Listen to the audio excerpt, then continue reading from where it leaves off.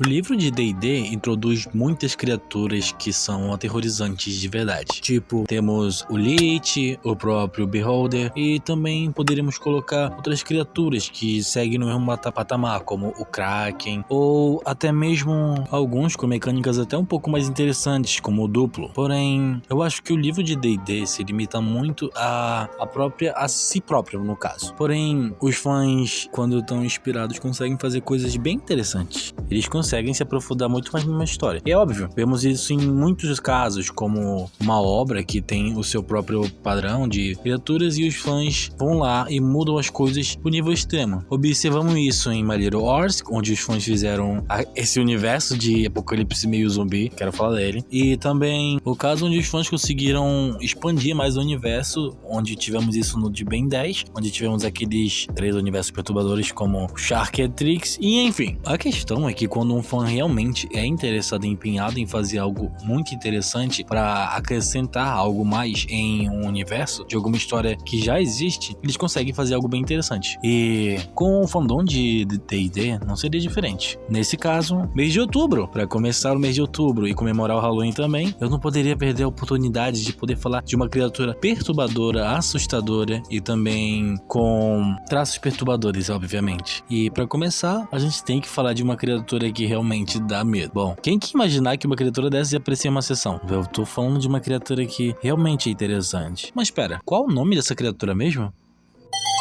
Imagine o seguinte cenário. Você e sua equipe acabam de sair de uma caverna, onde tinham acabado de lutar contra um dragão dourado. Porém, a maioria de vocês estão muito feridos, e a única pessoa que ajudaria nessa situação seria o nosso druida. Porém, o druida foi o que mais se feriu, e por conta disso, ele está desacordado. A questão é que todos vocês pensam na mesma ideia, e ir até o local mais próximo para pedir ajuda. E a equipe vai. Eles seguem um caminho onde tem um tipo de placa indicando os locais próximos para poder chegar a um tipo de vila perto do local. Mas a coisa que mais chamou a atenção é que nessa placa também tinha um cartaz de desaparecido. Porém, isso não é tão importante na situação atual, onde todos vocês estão ferrados. Mas a questão é que a equipe continua indo. Ao chegar na vila, a equipe até estranha o silêncio da vila, já que, por ser uma vila grande, deveria ter muitas pessoas. Mas não é o caso. A vila está bem silenciosa e existem poucas pessoas nesse local, onde dá para contar nos dedos quantas pessoas há na rua. Mas eles continuam a sua caminhada até chegarem no local, onde eles se deparam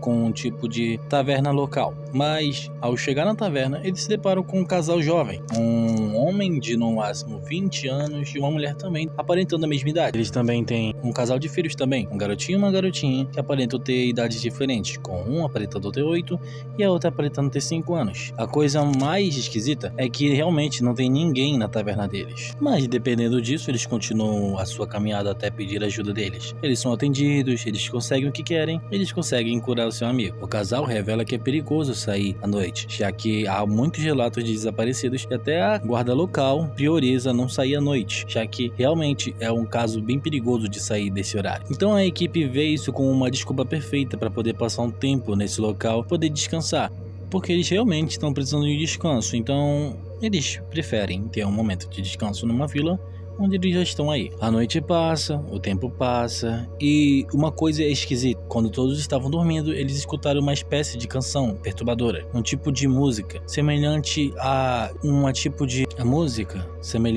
espécie de coral, tanto soando com um tom divino ao mesmo tempo com um som perturbador. É como se estivesse dentro de uma catedral. O som ecoa por todos os cantos, e a coisa mais esquisita é que o druida sumiu. Ao acordar seu amigo elfo e perguntar se ele viu para onde o druida foi, o elfo meio que acorda meio que sonolento e com uma cara de dúvida, ou tipo, quem? Como assim? Ele olha pro cavaleiro e fala, que druida? E os dois entram numa discussão pra tentar entender quem é o druida, e o outro tá perguntando, falando, o druida que tá com a gente, mas simplesmente o elfo não lembra disso.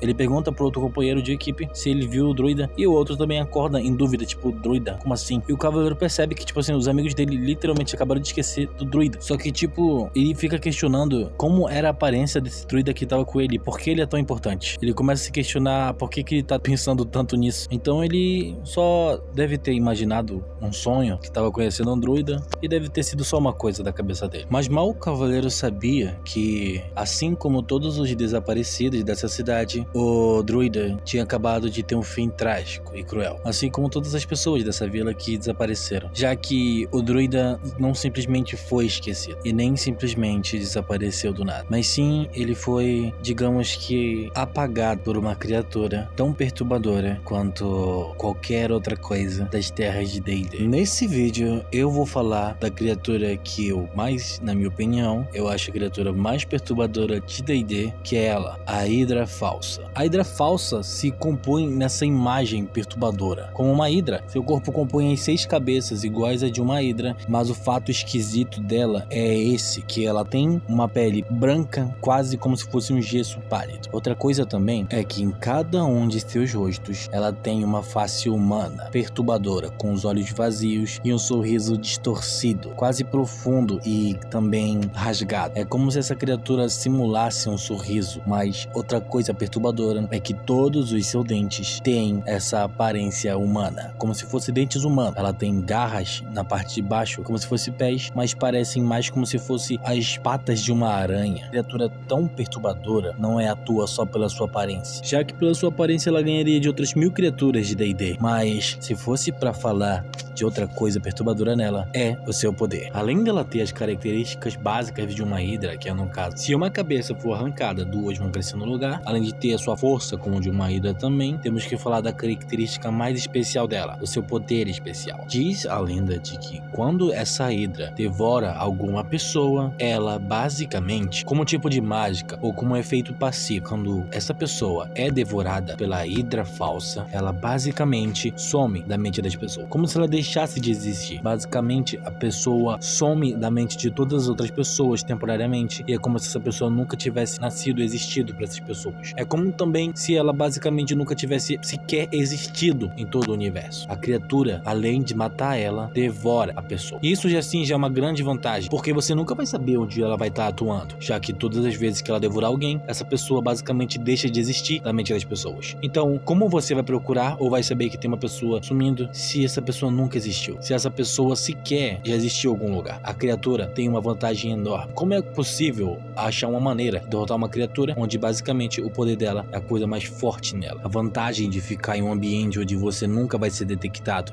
e pode continuar fazendo todos os seus ataques. É basicamente o mesmo conceito do Pennywise. Pra falar a verdade, eu quero falar dele também. Ficar atacando naquele local eternamente, já que as pessoas nunca vão suspeitar que existe uma criatura naquele local. Bom, nunca saberão mesmo, porque essa criatura é simplesmente imparável em alguns sentidos. Tá, eu acho que tem um modo de derrotar ela, mas eu não percebi um modo de derrotar aquilo que você não consegue simplesmente achar. Mas agora me diga, como seria a reação sua, estando numa mesa com os seus players, de repente um player é atacado, um player querido é atacado por essa criatura. Imagina você tá numa mesa e o player ao lado de repente deixa de existir pra sempre, deixa simplesmente de existir da mesa, e você nunca vai saber. Apesar do sentimento ainda existir dentro de você, você nunca vai saber que ele existiu, apesar de ter tido uma história com ele, mas você não se lembra. Quem diria que a Hidra é a coisa mais perturbadora que tem no livro de D&D. Bom, mas o vídeo foi esse. Eu sou o Otto, muito obrigado por ter assistido esse vídeo, e se você puder me ajudar, seria muito legal se você curtisse esse vídeo e também se inscrevesse, e também comentasse, compartilhasse, tudo que tem de fazer de bom.